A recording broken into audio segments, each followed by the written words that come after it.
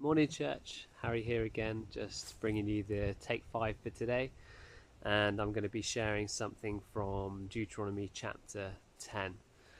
Um, so I was kind of reading through this, and we've kind of seen over the last few chapters how Moses kind of speaking to the Israelites, reminding them of how God's kind of forgiven them for the whole golden calf incident.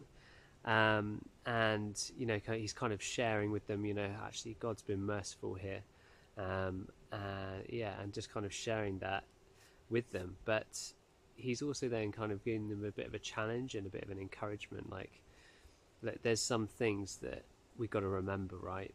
And there's particularly here in verse 12, it says, "And now, Israel, what does the Lord your God ask of you?"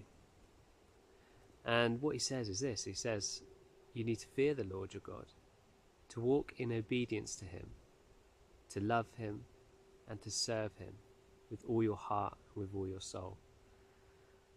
And that's what we're called to, isn't it? And isn't he merciful? Like even for them at that time. Actually, we still kind of feel a bit of that today, don't we? For sure. Like when we get things wrong, like in all of his mercy, that's what he's like. But we remember that we do need to fear him, but we just got to walk in obedience. We've got to love him, got to serve him. But he is good. And I guess that's the challenge this morning, is just thinking a little bit about, like, what does God require of us? And maybe, like, what is he requiring of you today?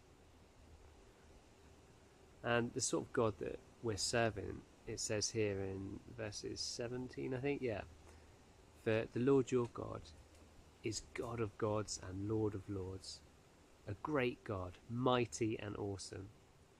And it says, verse 18, that he defends the cause of the fatherless and the widow, and loves the foreigner residing among you, giving them food and clothing. Like, God is compassionate, isn't he? And full of mercy and grace. Ultimately, we see that through the outworking of Jesus, don't we? And we can each testify to that in our lives day by day. And so I just wonder, like, I kind of got stuck there in that, and I was just thinking, what is he requiring of me today? Like, bar making this video, like, what does God require of me today? So I just encourage you to maybe just spend this next moment of time, if you can, just in prayer, just asking God, what do you require of me today? What do you want from me? What do you want me to do for you? I want to be able to serve you with all my heart, with my soul, my strength.